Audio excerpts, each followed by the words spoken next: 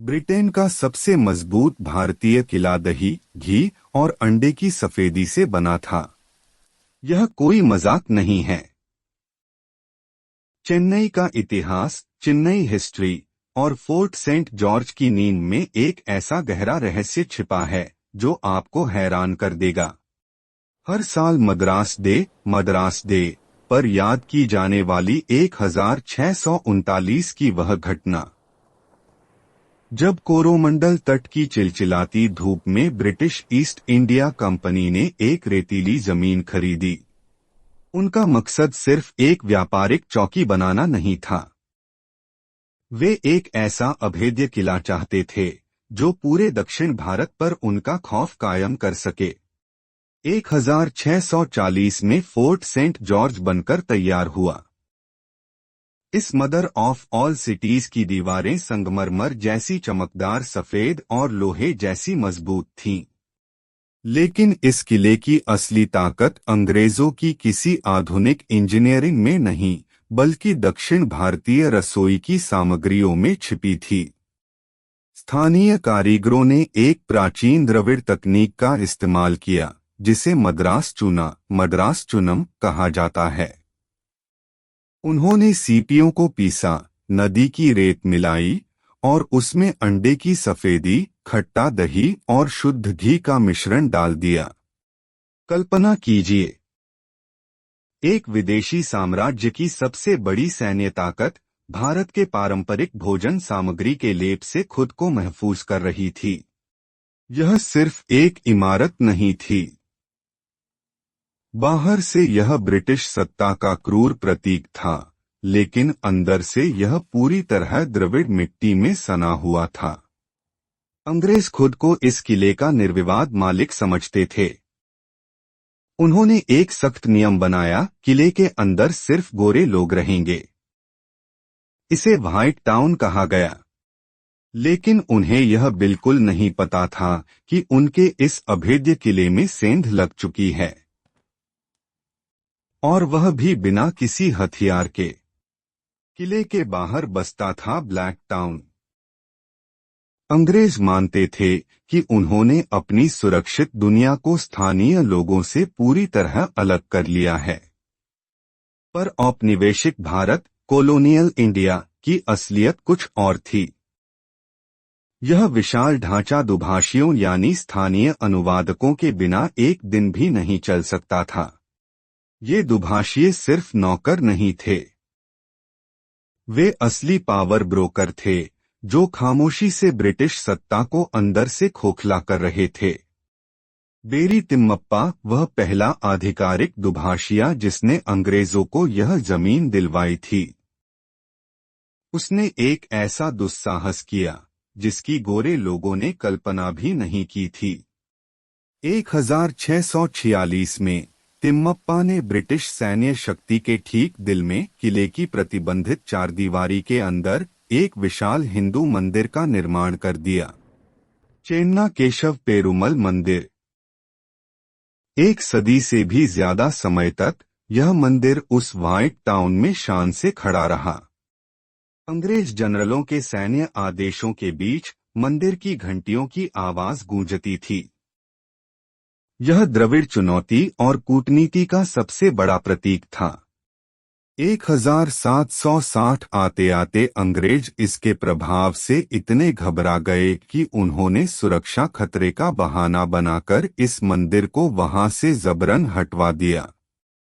लेकिन स्थानीय अभिजात वर्ग की पकड़ ढीली नहीं हुई। सुंकुरामा चेट्टी जैसे दुभाषियों के पास इतनी दौलत थी कि ईस्ट इंडिया कंपनी भी उनकी मोहताज थी। 1717 में चेट्टी ने अपने रसूख से कंपनी से 5 पूरे गांव किराए पर ले लिए। वह एक समानांतर साम्राज्य चला रहा था। और तो और उसने उसी व्हाइट टाउन के अंदर एक आलीशान हवेली खरीद ली जहां भारतीयों का आना सख्त मना था। नस्लीय भेदभाव की दीवारें पैसे और प्रभाव के आगे ढह गई थीं। लेकिन इस किले का सबसे खौफनाक इम्तिहान अभी बाकी था।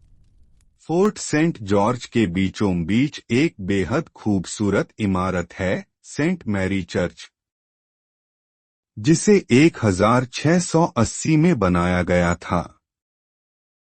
यह एशिया का सबसे पुराना एंग्लिकन चर्च है। पहली नजर में यह प्रार्थना और शांति का प्रतीक लगता है, लेकिन इसे किसी वास्तुकार ने नहीं बल्कि किले के तोपचियों ने डिजाइन किया था।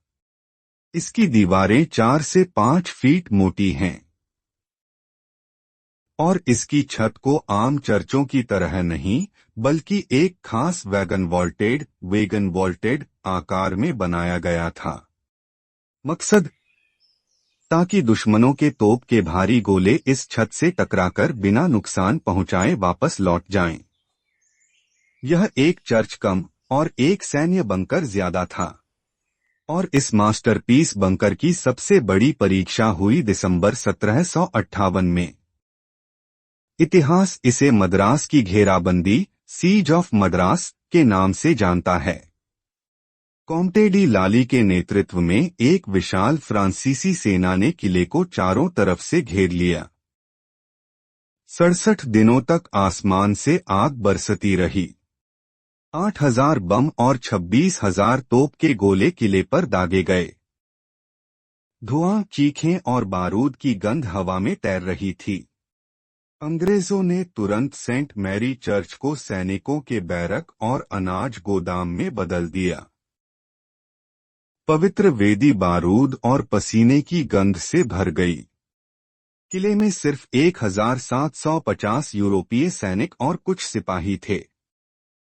फ्रांसीसियों की विशाल सेना के सामने उनका बचना लगभग नामुमकिन लग रहा था। तब ब्रिटिश गवर्नर जॉर्ज पिगोट और उनके दुभाषिए ने एक आखिरी दांव चला। उन्होंने स्थानीय लोगों से मदद मांगी। 2000 स्थानीय परायर दलित पुरुषों ने हथियार उठाए और किले की टूटी हुई दीवारों पर मोर्चा संभाल लिया।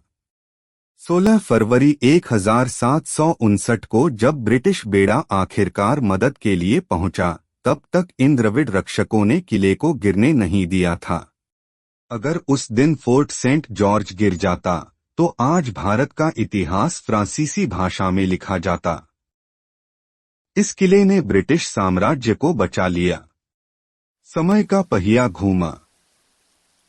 1797 के पुराने चित्रों में यह किला समुद्र की खूंखार लहरों से जूझता एक अकेला, असुरक्षित गढ़ दिखता है। लकड़ी की छोटी मसूला नावों से जान जोखिम में डालकर सामान लाया जाता था। यह एक डरे हुए साम्राज्य की तस्वीर थी। लेकिन आज की तस्वीर देखिए। लहरों को बहुत पीछे धकेलकर एक विशाल, आधुनिक बंदरगाह बन चुका है। किले की 20 फीट मोटी पुरानी दीवारें आज भी खड़ी हैं और इसका 150 फीट ऊंचा फ्लैगस्टाफ आज भी पूरे भारत में सबसे ऊंचा है। लेकिन जिस ब्रिटिश ईस्ट इंडिया कंपनी ने इस किले से भारत पर राज किया, उसका सख्त, भेदभावपूर्ण नक्शा अब पूरी तरह मिट चुका है।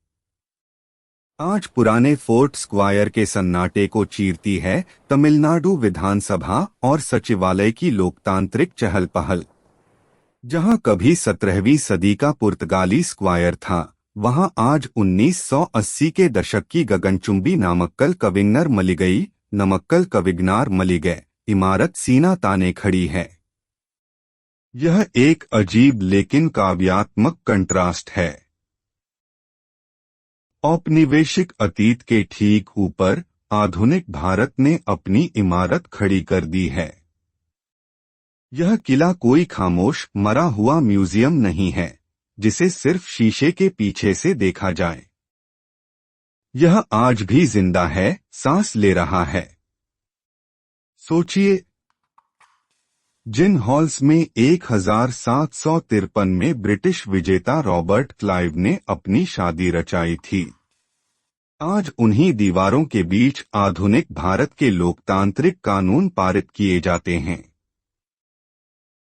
गोरी चमड़ी का आदेश अब जनता की आवाज बन चुका है। दही, घी और सीपियों से बना वह विदेशी किला, जिसे अंग्रेजों ने अपना समझा था,